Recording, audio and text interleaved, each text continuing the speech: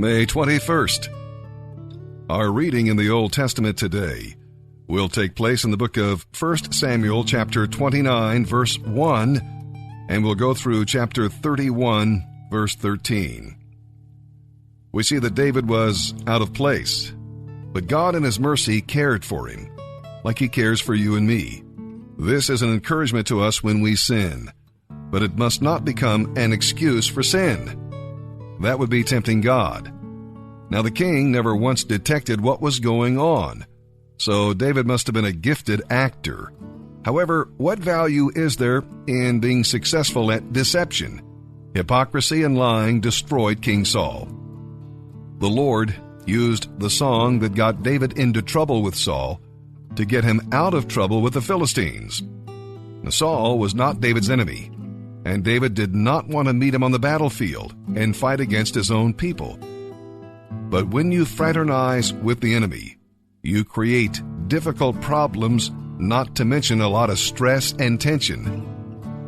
Now, relieved that he had been discharged from the war, David returned to Ziklag, only to find tragedy. There are times when one problem follows hard on another.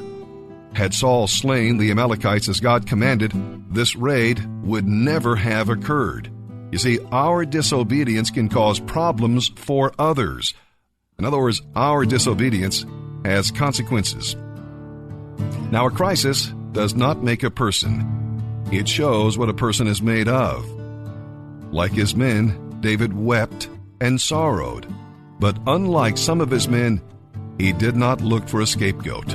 They wanted to stone David. They were blaming him for the terrible tragedy. In times of crisis, express your feelings honestly. But don't look for somebody to blame.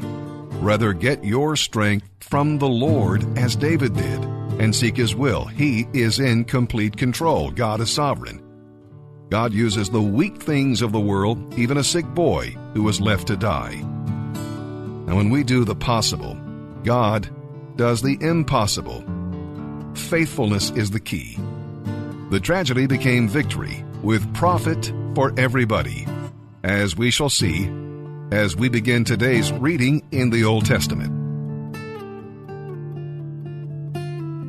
May 21st, 1 Samuel 29, verse 1, to chapter 31, verse 13. The entire Philistine army now mobilized at Aphek, and the Israelites camped at the spring in Jezreel.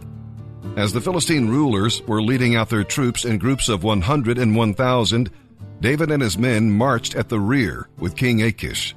But the Philistine commanders demanded, "What are these Hebrews doing here?" And Achish told them, "This is David, the man who ran away from King Saul of Israel. He's been with me for years, and I've never found a single fault in him since he defected to me." But the Philistine commanders were angry. "Send him back," they demanded. "He can't go into battle with us. What if he turns against us? Is there any better way for him to reconcile himself with his master than by turning on us in battle? Isn't this the same David about whom the women of Israel sing in their dances, 'Saul has killed his thousands, and David his 10,000s? So Achish finally summoned David and his men. "I swear by the Lord," he told them, "you are some of the finest men I've ever met. I think you should go with us, but the other Philistine rulers won't hear of it. Please don't upset them, but go back quietly." "What have I done to deserve this treatment?" David demanded. "Why can't I fight the enemies of my lord the king?" But Achish insisted, "As far as I'm concerned, you're as perfect as an angel of God. But my commanders are afraid to have you with them in the battle. Now get up early in the morning and leave with your men as soon as it gets light." So David headed back into the land of the Philistines, while the Philistine army went on to Jezreel. 3 days later, when David and his men arrived home at their town of Ziklag, they found that the Amalekites had made a raid into the Negev and had burned Ziklag to the ground. They had carried off the women and children and everyone else, but without killing anyone.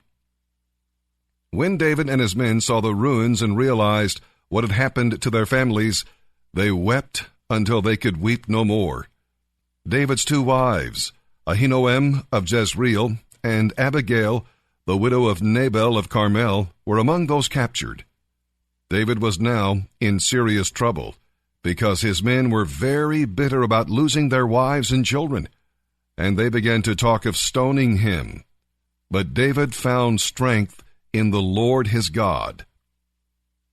Then he said to Abiathar the priest, "Bring me the ephod." So Abiathar brought it. Then David asked the Lord, "Should I chase them? Will I catch them?" And the Lord told him, "Yes, go after them. You will surely recover everything that was taken from you." So David and his 600 men set out. And they soon came to Besor brook, but 200 of the men were too exhausted to cross the brook. So David continued the pursuit with his 400 remaining troops.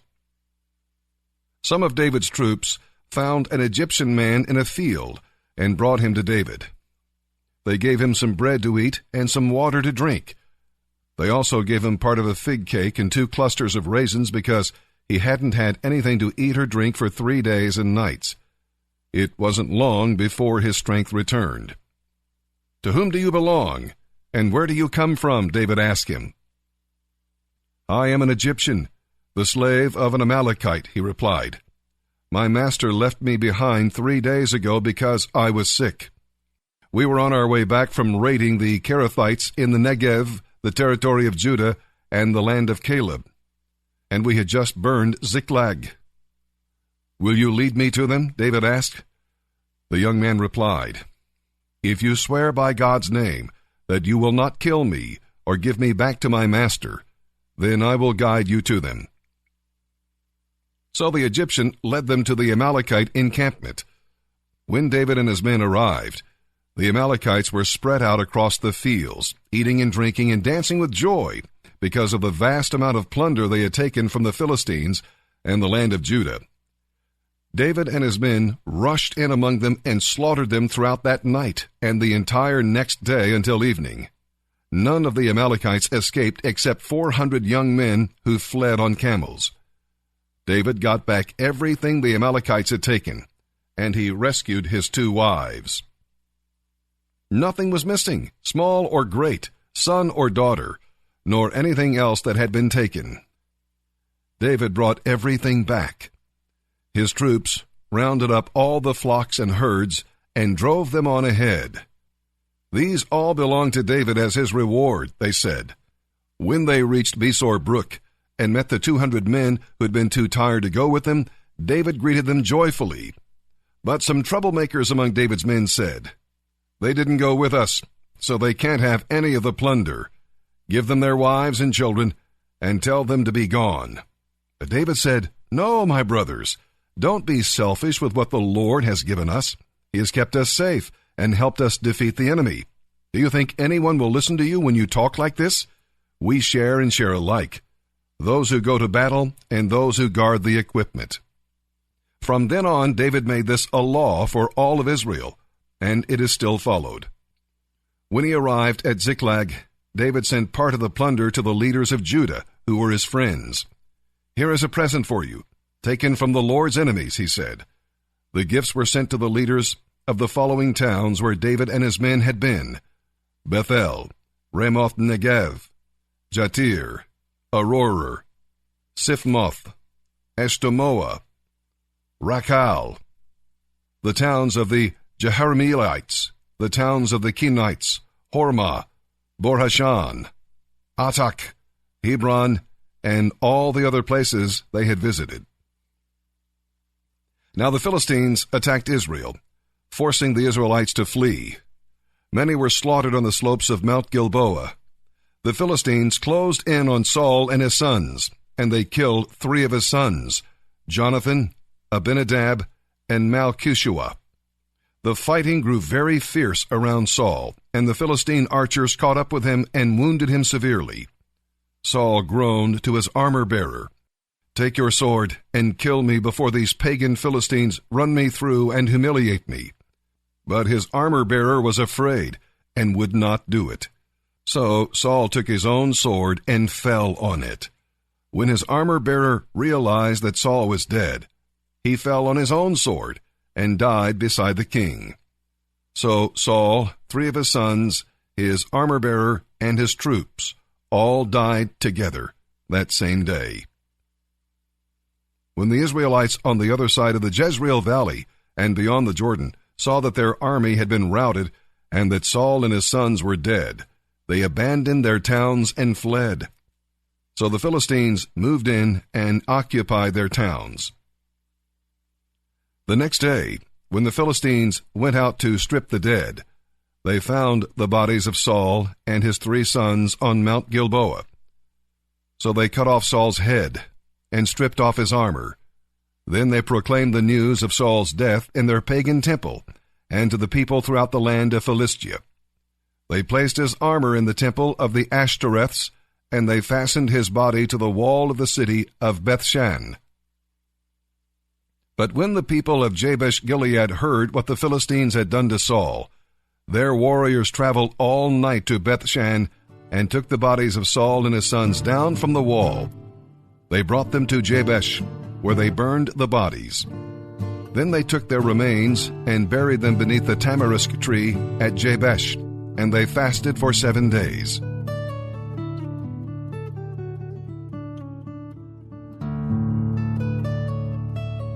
May 21st. And as we turn our attention to the New Testament, today we'll be reading from the book of John, chapter 11, verse 55, through chapter 12, verse 19. There's a fragrance here. What would your plans be if you knew you had only 6 days to live? Well, Jesus took time to visit dear friends and fellowship with them. Mary's adoration not only revealed her love, but it brought joy to his heart, exposed Judas's sin, and gave the church an example to follow. Are the places where you go filled with Christ's fragrance because of you?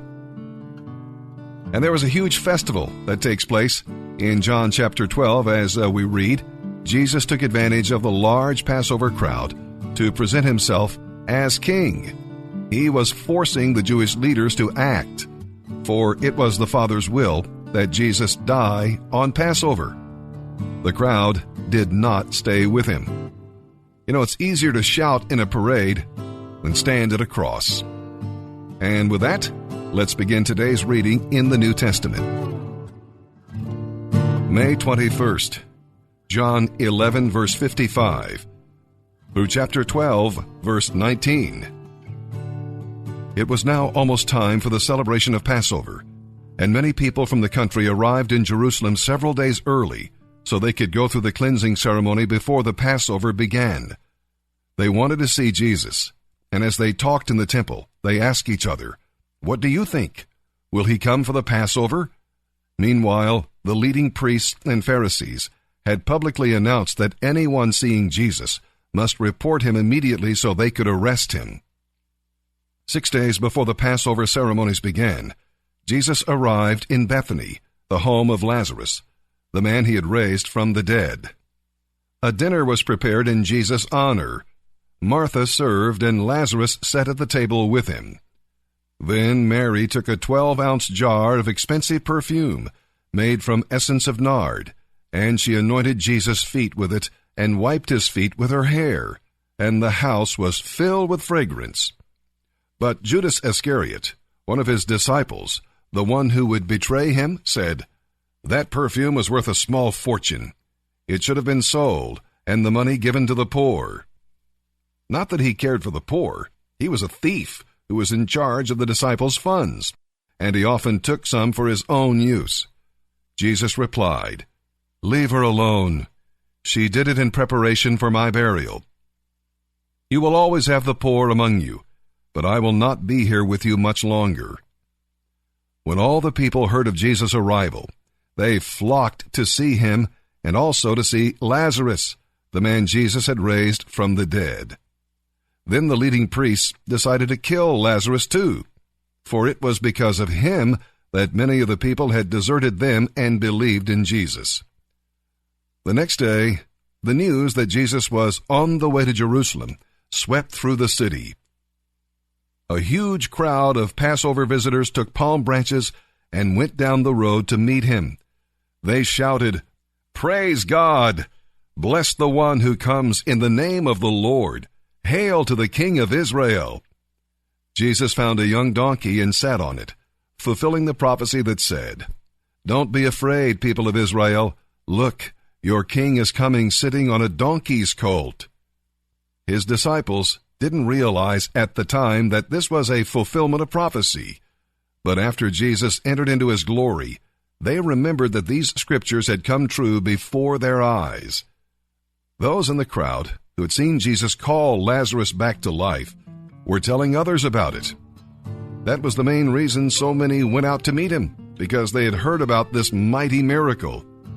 Then the Pharisees said to each other, We've lost. Look, the whole world has gone after him. Today, we're reading in Psalm 118, verses 1 through 18. The Jewish people sing Psalms 113 to 118 at Passover, so this is one of the songs that Jesus sang before he went to the garden to pray. If you knew you were going to be executed unjustly, would you be able to sing praises to the Lord? Well, this is also a messianic psalm that we'll be reading here. The crowds shouted verses 25 through 26 as Jesus rode into Jerusalem on Palm Sunday. And Jesus quoted verses 22 and 23 in his debate with the religious leaders. But it's also a song of praise, thanking God for deliverance from a difficult situation. The name of the Lord and the hand of the Lord can give you victory when you need it. When you're hemmed in by the enemy, cry out to God, and he will put you into a broad place with no restriction. He will open the gates for you and give you some new freedom. So claim verse 24 for every day that you live. The Lord is my strength and song, and he has become my salvation. Israel sang those words when they were delivered from the Egyptian army at the Red Sea.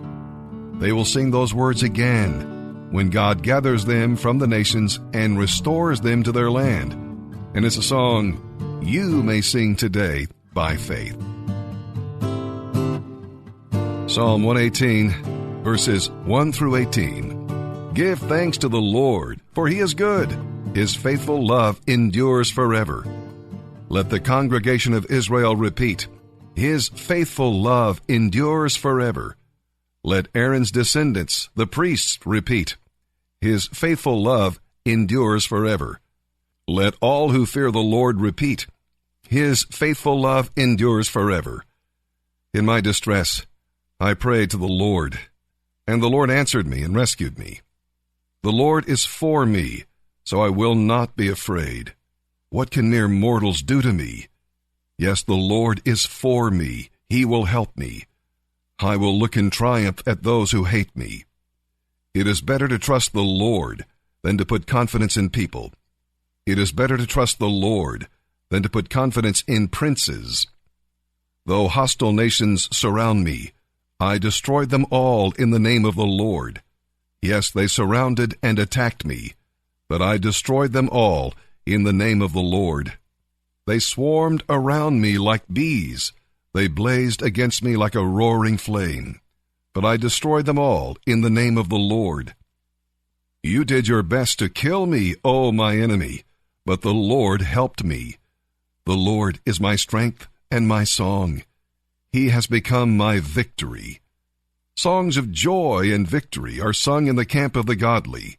The strong right arm of the Lord has done glorious things. The strong right arm of the Lord is raised in triumph. The strong right arm of the Lord has done glorious things. I will not die, but I will live to tell what the Lord has done. The Lord has punished me severely, but he has not handed me over to death. Proverbs 15, verses 24 through 26. The path of the wise leads to life above. They leave the grave behind. The Lord destroys the house of the proud, but he protects the property of widows. The Lord despises the thoughts of the wicked, but he delights in pure words.